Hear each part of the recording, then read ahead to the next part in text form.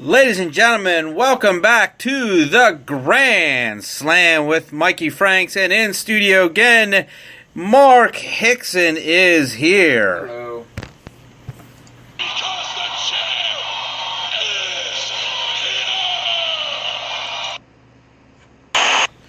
And Mark, how's it going this week?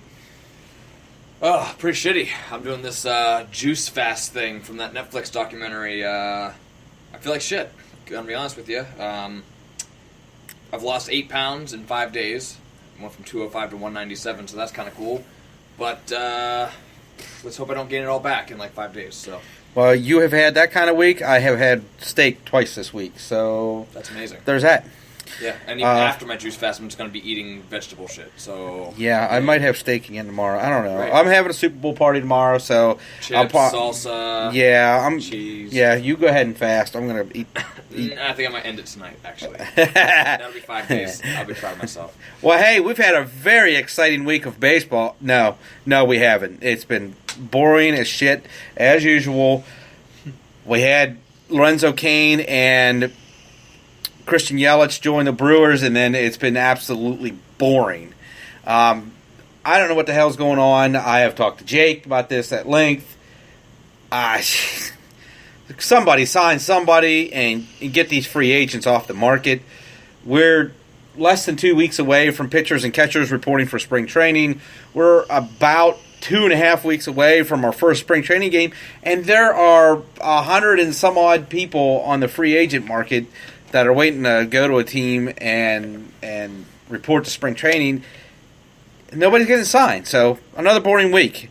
So we're going to answer a question from Jake. Jake asked me a question earlier after we do our top 10 list, and we'll get into that a little bit more. Third base. It's this week we're going to cover third baseman, and for the second week in a row, I don't have any surprises on my list. Mark does. Kind of a boring one. Yeah, it's kind of a boring one. I did have something I noticed today. So while I was looking at all the third basemen today, I noticed that I was gonna say, "Wow, this position's deep, very deep," and then I'm thinking, Right. well, then what position isn't fucking deep? Yeah. So I think what's happening is, it's not just I think everybody knows this, but obviously baseball is turning into a hitter's game. Yeah. It's a very offensive minded game. Yeah. So just 5 years ago, you'd look at a hitter that you might want to draft in the middle rounds, and he might be projected for, or maybe last season hit these stats, like 80 or so runs, 20 home runs, and 80 some RBIs, and then like 5 steals. That used to be like a solid middle round pick. Now, that's going to be one of your Juice ball. Yeah, that's going to be one of your guys that doesn't really care, do much for you. So things have changed like that. And then on the other hand, if you can get a pitcher with a 4 ERA and a strikeout per 9, and a decent whip, I mean, that could be your second or third best pitcher. Yeah. Because it's just an offensive game. It's an offensive game. It definitely is. One guy I don't have on my top 10 is Yuli Gurriel, and he didn't even play 100% of his. He didn't have a full load of plate appearances. Yet he still had 90 some RBIs, I believe, and over 20 some home runs. But even then, I mean, that just makes me think that the position is deep. But if everybody is just hitting the crap out of the ball these days, if Josh Harrison's hitting 20 home runs or whatever, 18 home runs, 16, well, whatever. But you know what I'm getting at. Yeah. Just everybody and their grandma seem to hit hit their highest home run total last year. Yeah. And it may happen again, even more so. So Yep. It's something to think about. You don't want to be like, oh yeah, I got Justin Turner. Oh yeah, that's a guaranteed 80 runs and 80 RBIs and 20 home runs. Well, you better hope he hits for a good average because he usually does. That's not going to amount to shit now. Right. So we're going to get into it here. Mark has a couple of guys that are outside of his top 10. There's some that could still break into the top 10. So, Mark, let's go ahead and get into it. Go ahead and give us your 3 or 4 guys that make your top 10. So they're not in the top 10, but I really like them for later in the later rounds, and that would be Matt Carpenter as prime for a bounce back year. Mm-hmm. Yuli Gurriel, obviously, really like him. In fact, I may pass on Alex Bregman to pick him. Oh wow! If I don't get one of my top 6 or 7 third basemen, then I'd gladly forfeit my 8, 9, and 10 and get one of these guys: Matt Carpenter, Gurriel, or Rafael Devers.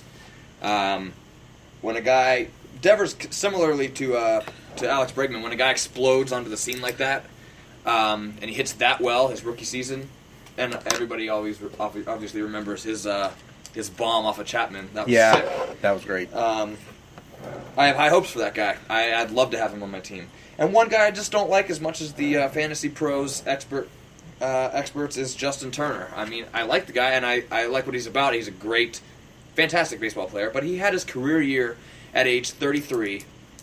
He's 34 this year. If you look at his previous, his last 5-year stats, it's nothing. I don't want to draft him too high, knowing that he's only had one stellar year. Okay. And it's on the bottom end of stellar as well. Like, it was a good season, but, and he meant so much to his team. But as far as fantasy goes, I think you can find guys with higher upside than that. He will get you a good average, but if he doesn't get you that average, like I said, he's going to end up hurting you because you're going to have to draft him pretty early. Okay. So, let's go ahead and give me your number 10 guy. Miguel Sano. Okay. He's the guy Strictly I had upside. outside. Yep. But, like I mean... Still young. Real young. There's not much of a difference between him and the guys I just mentioned, so I probably won't draft him. Like I said, if I don't get one of my top six, I'll probably wait and get one of these exciting guys with high upside. Okay. Which he is. He is. Yes, he has lots of power in Minnesota, and I think they have some pieces around him now. I think they're going to be a spice. You don't have him in your top 10. No, he's one of the guys I had right outside. I was debating on to put him in my top 10. Actually, the guy I have at number 10 is because we haven't seen everything that he can do yet. And I need to see I need to see a full great season out of somebody until I can really start to believe in him. Alex Bregman. I know he's got so much upside.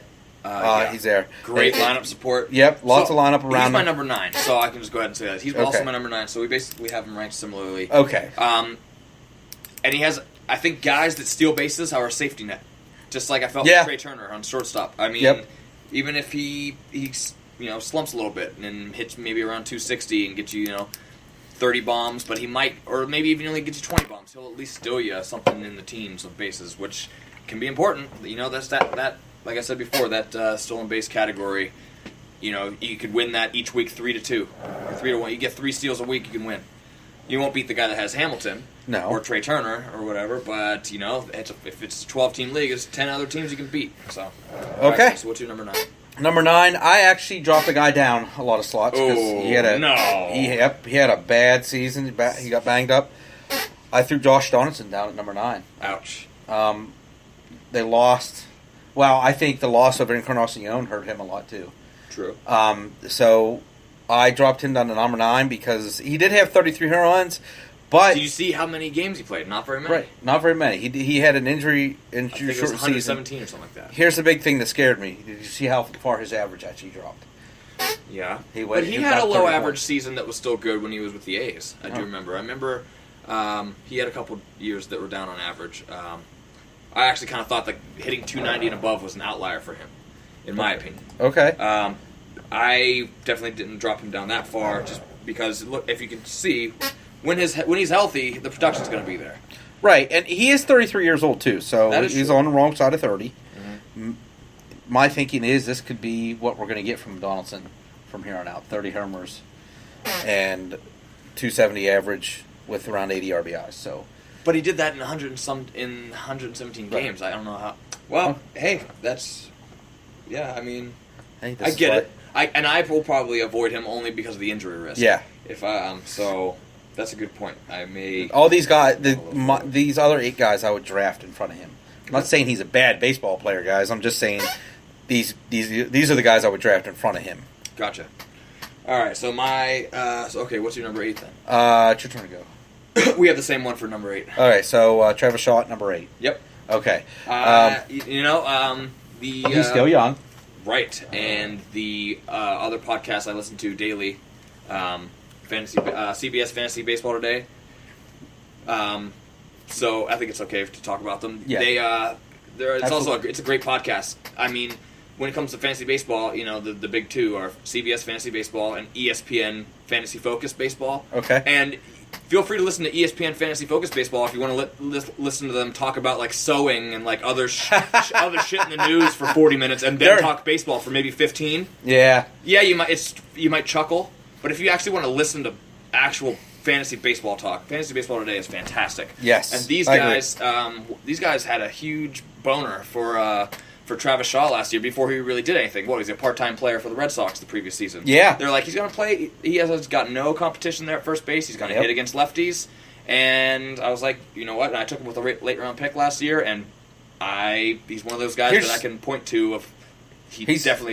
I rode him to victory. He's going to bat. He's got to bat fourth or fifth, you'd think, in that lineup. Mm-hmm. Obviously, they just added Lorenzo Cain's going to bat in front of him, obviously. Mm-hmm. I think Yelich will be the number 3 hitter in that lineup. Yep. And he's going to get a lot of RBIs off of those guys. And he had a breakout season last year. 31 home runs, 101 RBIs, 84 runs. He gave you 10 steals, so he gives you a steal every now and again.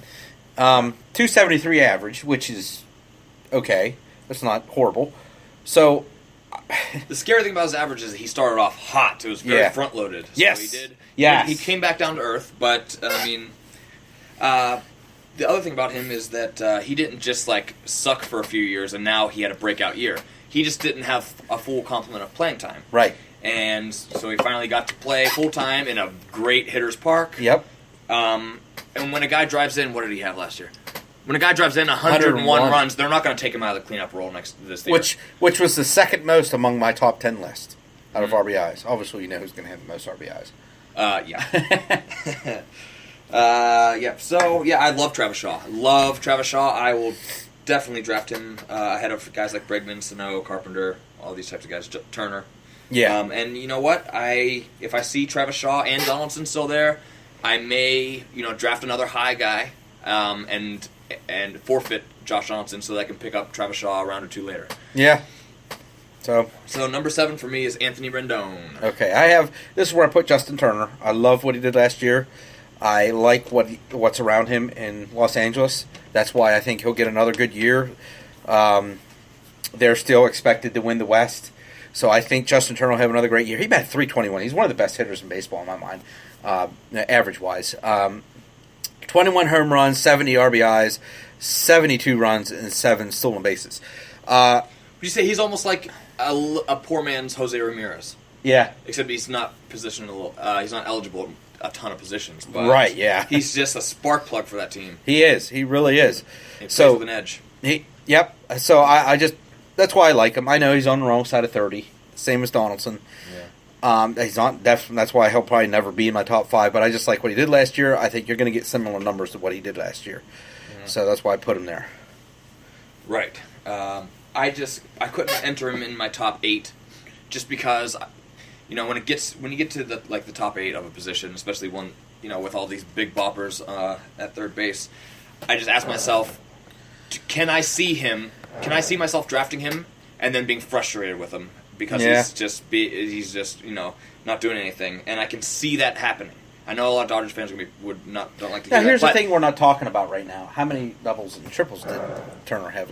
That we have doubles and triples. Yeah, but most leagues don't. So I mean, if we're a 12-team league or 14-team league, that's only going to be 12 other people. So most people do the 5x5 categories league, which is great. It's great. I personally like to substitute wins for quality starts, or like you did, add them in as an additional category, because I think it's from so many years rooting for the Pirates and seeing